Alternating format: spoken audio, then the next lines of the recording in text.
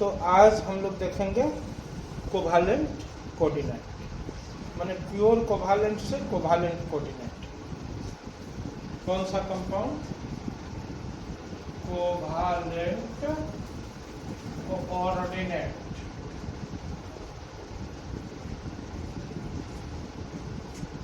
Covalent coordinate compound. Covalent coordinate compound में सबसे पहली बात क्या है कि 8 इलेक्ट्रॉन पूरा होने के बाद, अब आपको इस पर ध्यान नहीं देना है, वहीं देना। 8 इलेक्ट्रॉन पूरा होने के बाद भी जो बॉन्ड बनता है उसको हम लोग कोवालेंट कोऑर्डिनेट बॉन्ड कहते हैं। क्लियर है? अब जैसे देखिए, इसका 8 इलेक्ट्रॉन पूरा हो चुका है। जैसे सल्फर के लास्ट में 1 2 3 4 5 6 इलेक्ट्रॉन है और ऑक्सीजन आकर के इधर से शेयरिंग किया तो ये बना दिया SO। अब देखिए यहाँ सभी का 8 हो चुका है। 1 2 3 4 5 6 7 8। 1 2 3 4 5 6 7 8 खुल गया। अब 8 खुलने के बाद भी अगर एक ऑक्सीजन आ रहा है और ये चाह रहा है कि मैं भी 8 पूरा लूं, तो ये क्या करेगा? 1 इलेक्ट्रॉन का चोरी कर लेगा इससे। इसका 1 इलेक्ट्रॉन आ गया ऑक्सीजन के पास, प्लस माइनस 1 इलेक्ट्रॉन ये दिया और इसने 1 लिया। अब इसी के साथ अब ये शेयरिंग कर लेगा। क्यों? क्योंकि अब देखिए सल्फर का जब 1 इलेक्ट्रॉन ले लिया है तो इसका 1 2 3 4 5 6 7 में पूरा है, तो ये धाए से शेयरिंग कर दिया, तो ये क्या बन गया? SO2 बन गया। अब वो दोनों कोवालेंट बॉन्ड है, लेकिन ये बन गया कोऑर्डिनेट बॉन्ड। ठीक है? तो इस तरह से ये रहा आपका SO2। अब देखिए उसका ये स्ट्रक्चर फॉर्मूला है।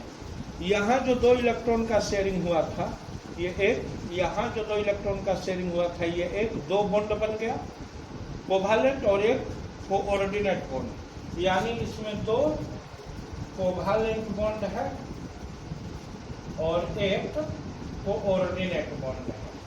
कोई दिक्कत? कोऑर्डिनेट। क्लियर है?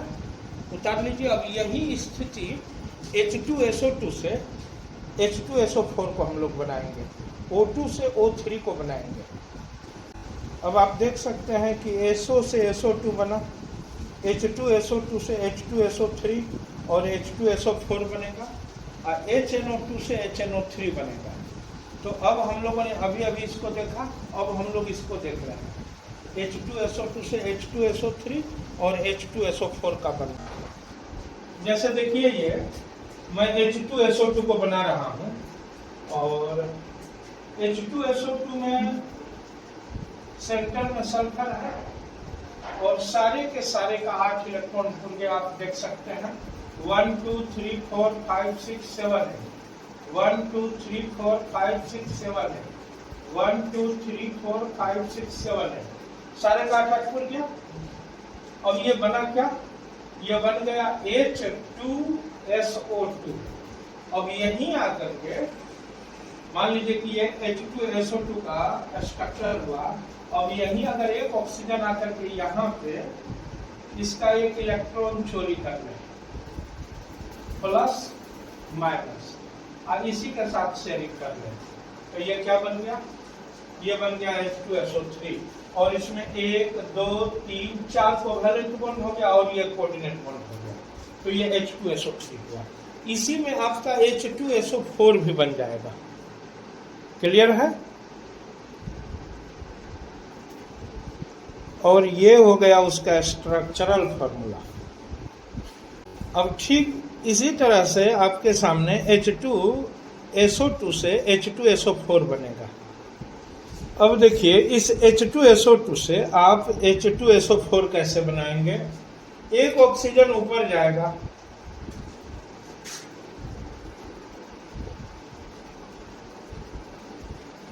और ये इसका 1 इलेक्ट्रॉन चोरी कर लेगा, प्लस माइनस, और इसी के साथ शेयरिंग कर लेगा। एक ऑक्सीजन नीचे आकर के इसके इस इलेक्ट्रॉन का चोरी कर लेगा, प्लस माइनस, और इस तरह से दो दो कोऑर्डिनेट बॉन्ड बन गया, यानी कोवैलेंट बॉन्ड 1 2 3 4 कोवैलेंट बॉन्ड और ऊपर नीचे कोऑर्डिनेट बॉन्ड। क्लियर है? बन जाएगा। अब इसी का स्ट्रक्चर फॉर्मूला देख लीजिए। ये देखिए आपका स्ट्रक्चर फॉर्मूला हो गया H2SO4 का। महत्वपूर्ण बात है कि आपको पता होना चाहिए कि 16 ग्रुप में ओम सर से टेलीफोन पर पूछो, इसमें सबसे ज्यादा निगेटिव सल्फर ऑक्सीजन, तो ऑक्सीजन सल्फर का तो ले लेना, ऑक्सीजन सेलेनियम का ले लेना, क्योंकि इससे ज्यादा निगेटिव भी है, इससे ज्यादा निगेटिव भी है, और इससे ज्यादा निगेटिव भी है, और इससे ज्यादा निगेटिव भी है। और दूसरे तरफ पीरियोडिक टेबल में इधर जाने पे निगेटिविटी बढ़ता है, ठीक उसी तरह से इधर जाने पे भी निगेटिविटी बढ़ता है।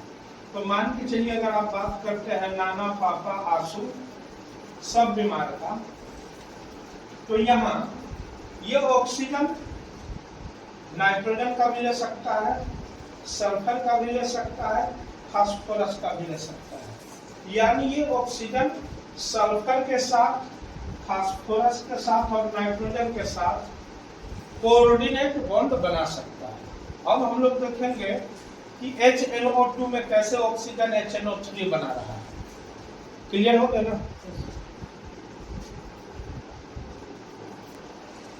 एक फ्लोरीन ही ऐसा है जो ऑक्सीजन से ज्यादा निगेटिव है, क्योंकि फ्लोरीन, क्लोरीन, ब्रोमीन, आयोडीन युक्त नमक का सेवन करो, ये एरो बता रहा है कि ऑक्सीजन से ज्यादा निगेटिव फ्लोरीन है।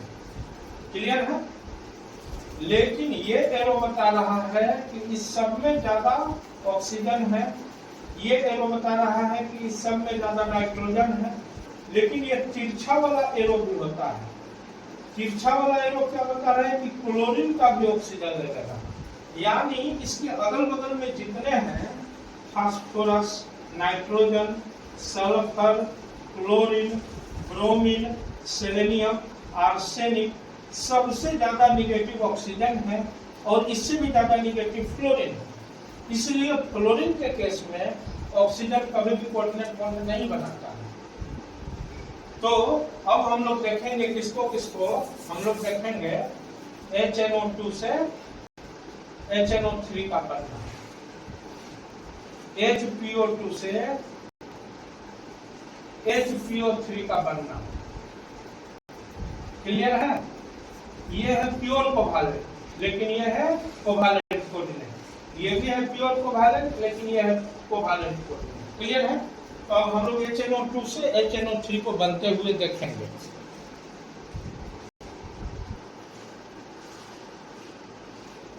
अब आप लोग देख सकते हैं कि HNO2 को बनाने के लिए hydrogen atom, oxygen atom, nitrogen atom, oxygen atom को मैं सजा दिया हूं। ये नाइट्रोजन इसके साथ 2 इलेक्ट्रॉन का शेयरिंग कर लिया, तो ऑक्सीजन का 1 2 3 4 5 6 7 8 खुल गया।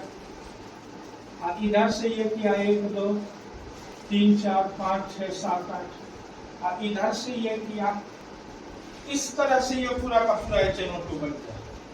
अब इसमें 1 2 3 4 कोवैलेंट बॉन्ड, तो ये तो HNO2 है। ये क्या है? HNO2 का आपने इलेक्ट्रॉन डॉट फॉर्मूला बनाया। अब अगर एक ऑक्सीजन आ जाता है, ये देखिए, अब एक ऑक्सीजन आ जाता है तो इसका तो ऑलरेडी 8 खुल चुका है।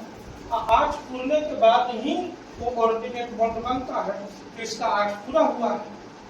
अब ये क्या करेगा? इसके 1 इलेक्ट्रॉन का चोरी, जिसने दिया उस पर प्लस, जिसने लिया उस पर माइनस, इसी के साथ ही शेयरिंग कर लिया। इस तरह से जो बन गया, अब ये HNO3 हो चुका है। क्लियर है? समझ गए? HNO3।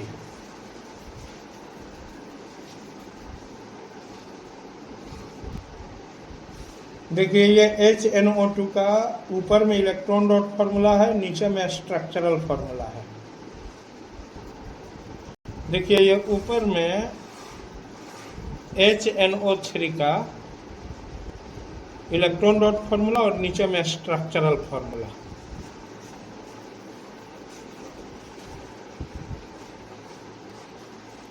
इसमें देखिए एक कोऑर्डिनेट बॉन्ड और 4 कोवैलेंट बॉन्ड है।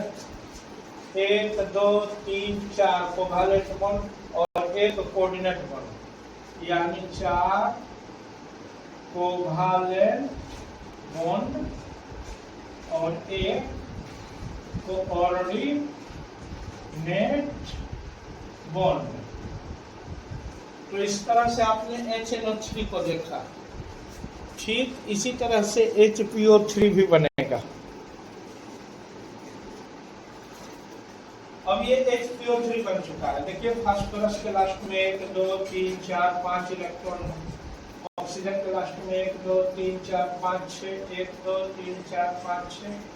तो ये इसके साथ शेयरिंग किया 1 2 3 4 5 6 7 8 हो चुका है। 1 2 3 4 5 6 7 8। ये वाला ऑक्सीजन भी 1 2 3 4 5 6 7 8। इसका भी 1 2 3 4 5 6 7 8 हो चुका है। तो ये तो बन चुका है HPO2। अब यहीं इसी HPO2 में सभी का 8 पुर चुका है। हाइड्रोजन का 2 पुरना चाहिए, वो पुर चुका है। अब सारे का आप देखिए 8 पुर चुका है। अब उसके बाद एक ऑक्सीजन आकर के अगर फास्फोरस के इलेक्ट्रॉन का चोरी करे ऐसे 6 इलेक्ट्रॉन है। अब ये किया क्या कि फास्फोरस का 1 इलेक्ट्रॉन ले लिया, प्लस माइनस, जो दिया उस पर प्लस, जो लिया उस पर माइनस, और उसी के साथ ऐसे कोऑर्डिनेट बॉन्ड बना दिया। तो अब ये हो गया HPO3। क्लियर है? कोई दिक्कत? HPO3 का स्ट्रक्चरल फॉर्मूला।